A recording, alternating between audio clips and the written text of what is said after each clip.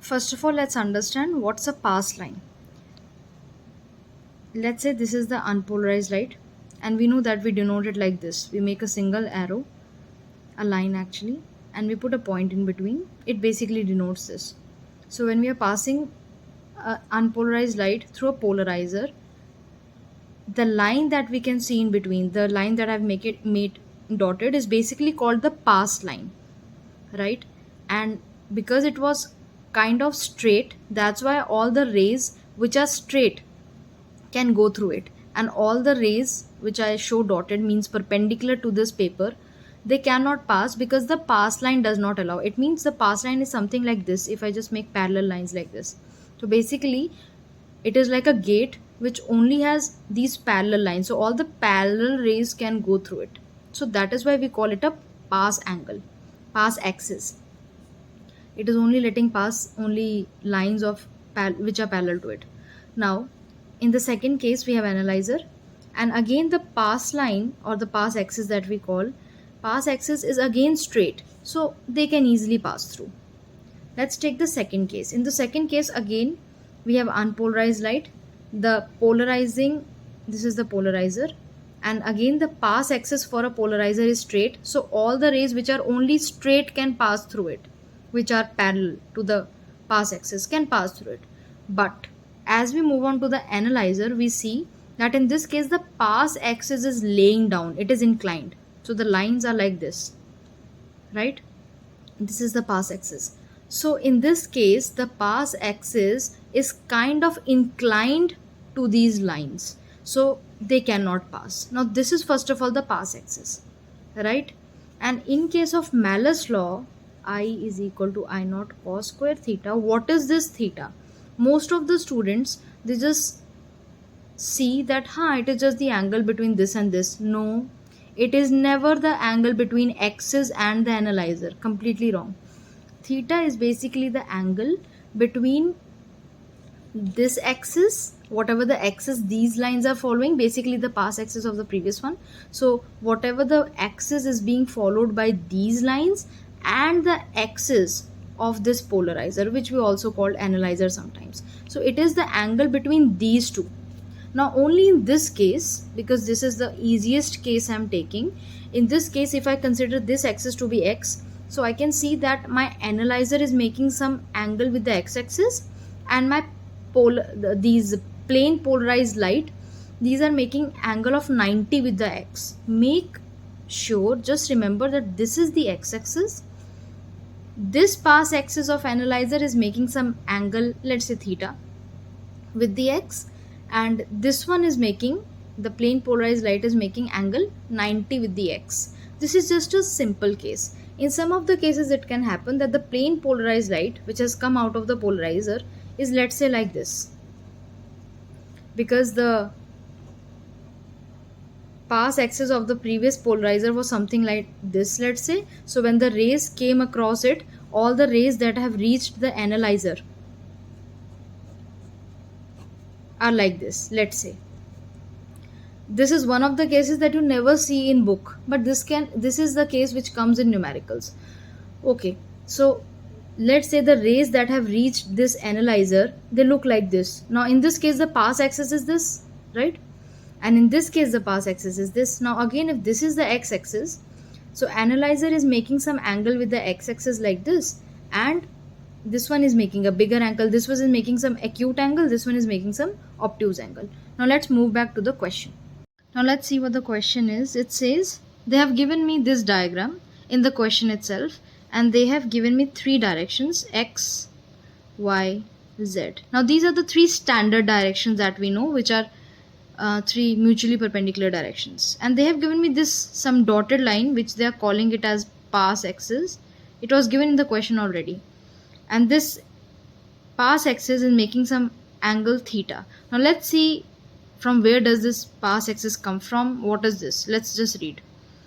A plane polarized light is incident on a polarizer. So basically here they are talking about this, the analyzer, because a plane polarized light is reaching this analyzer, right? This is what happens every time, right? A plane polarized light reaches the analyzer. So basically they're talking about analyzer.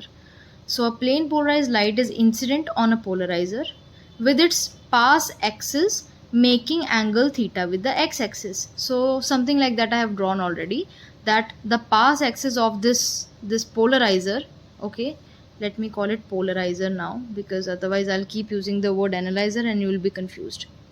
So basically this polarizer has this pass axis and it's making some angle theta with the x-axis. Okay, now at theta 8, 38, 188 and 218 degrees, the intensities are same. So at these particular four values of theta, the intensities that are coming out are same. Okay, what is the angle between direction of polarization and x-axis? First of all, let's understand what is this angle between polarization and x-axis. So this is the x-axis, right, and this is the polarization, the plane polarized light. So basically they're asking me out for this angle.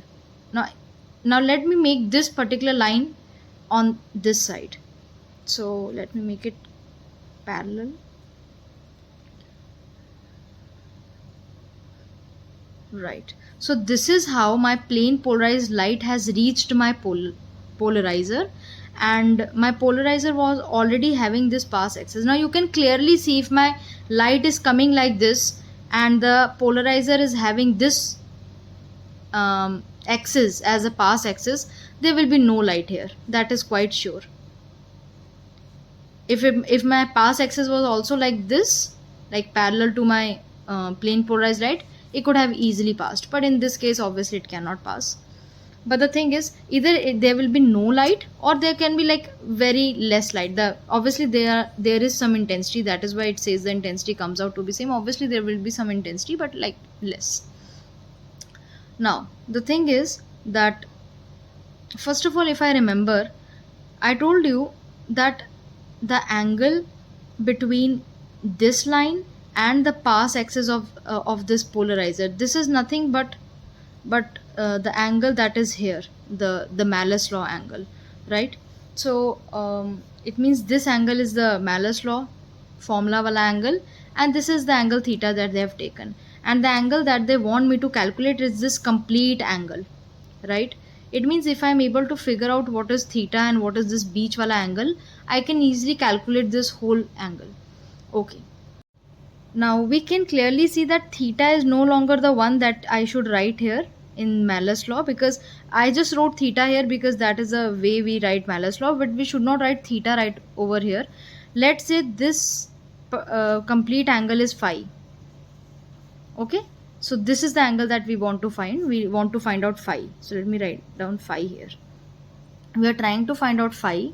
We already know a little bit of that already, which is theta, and the rest over angle is something which comes under the Malus law. It means this angle is phi minus theta. So it is basically the phi minus theta, which comes for the Malus law, right?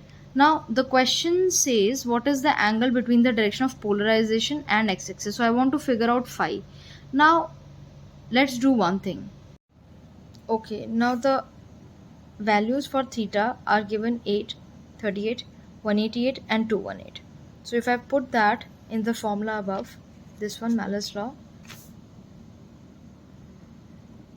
I equals I naught cos square phi minus theta. So that is 8 degrees. This should be equal to I naught cos square phi minus 38, because as it is written down in the question that all the intensities are same at these angles, and this should be equal to I naught cos square phi minus 188, and this should be equal to I naught cos square phi minus 218. So the intensities of all these four should be equal, and if there is any doubt why I'm putting the values here, not here, because this is phi, this is something we have to calculate. As I told you, we have to calculate this whole angle. The only angle that we have right now is just this one, only the theta, and this in between angle is something for the Malus law. Okay, now if I start plugging, now this is a type of a question in which you won't get the answer, or you can't track down the answer directly, there are always some questions in which you can approach the answer by looking at the given options. Now, if I start with 128, let's say, if I put 128 in phi, it will be 128 minus 8 means 120. So cos square 120. If I put this 128 minus 38, that will be 90. Now that is quite obvious that cos 90 is 0. It means this will give me some other answer and this will give me some other answer. So definitely 128 is not the answer because we need all these 4 to be equal. If we move to 98, the same will happen.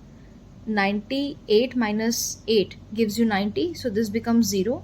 But if in this case you do 98 minus 38, gives you 60. So definitely the answers for both of them will be different. I'm just doing for both of these. You can also do it for like all the 4, but because I'm getting different answers in the first 2 only, so that is enough. Go for 45. If I do 45 here, 45, 45, 45, you can see that in the last 2 I'll get negative answers, and that also different answers. So again, this is not the option. It's only 203 which will give me same answers for all these 4 and satisfies the given information. So definitely 203 is the answer.